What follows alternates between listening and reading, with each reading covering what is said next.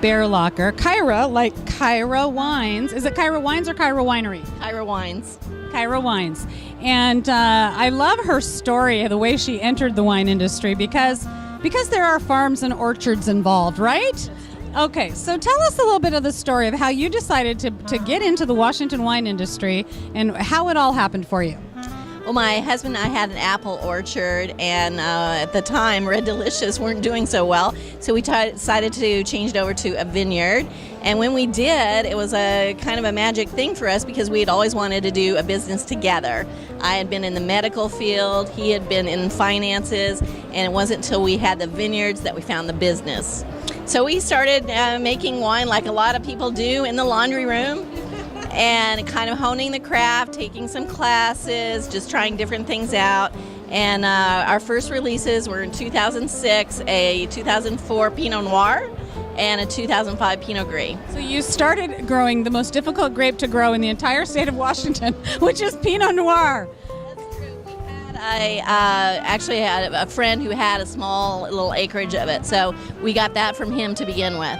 Are you still making Pinot Noir? Yes, we do have a 2010 vintage. Actually, the 2008 was a double gold winner at the Seattle Wine Awards, so we've come a long way with that. That's really awesome to hear because, many things do grow well in Washington, so it's nice to hear that there's another Pinot Noir out there because they're hard to find. They are hard to find. There's a lot now around Lake Chelan because the lake climate there is very conducive to the Pinot Noir, so I think that there's certain spots, just have to find the right one. So I'm interested to know, going from apple farming to growing grapes, they're very different. What were the challenges for you?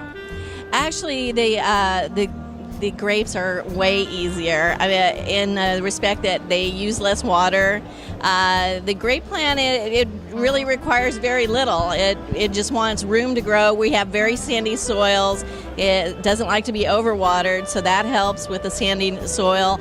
We're on the Wallach Slope, so there's a good amount of wind, and that keeps the leaves from forming all these bad things that we don't like to see on the vineyard. And so in that respect, they bloom later than apples do, so you're not worried about frost. When we actually worry about an adverse weather is really in the fall. If we get one of those early freezes, that's a little bit nerve-wracking for us. But generally, Washington is quite good for growing grapes.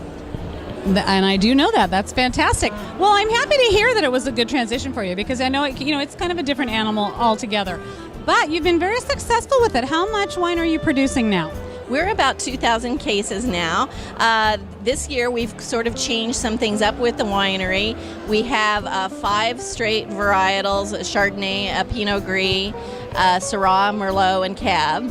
And that's under the Kyra label. Then we have what we call our uniques. We have a Chenin Blanc that's done very well in the marketplace, Dolcetto, which is very rare to find in Washington, Sangiovese, and the Pinot Noir. And then we started a blend program which has a newer label. Opal is the white blend and Garnet is the red blend. Very, very nice. And is this all estate fruit? Most of the whites are from other people. Our sites are just a little bit warm for white grapes from an estate point of view. And but all the reds are from our own. Congratulations to you. How can people find you? What's your website? Our website is www.kyrawines.com. We also have a Facebook page, just like under Kyra Wines. And once in a while, you'll find me on Twitter, too. Oh, you heard it here, folks. And you're going to find her on TableTalk Northwest because we're going to upload this video and link to her site. And if you get a chance, make sure you look for this beautiful label. I think that's a poppy. Is that a poppy? Yes. The symbol of pleasure in the language of flowers. And we hope people enjoy wine. I think I'm going to stock up on that, the symbol of pleasure. Thank you so much for joining us. Thank you very much for having me.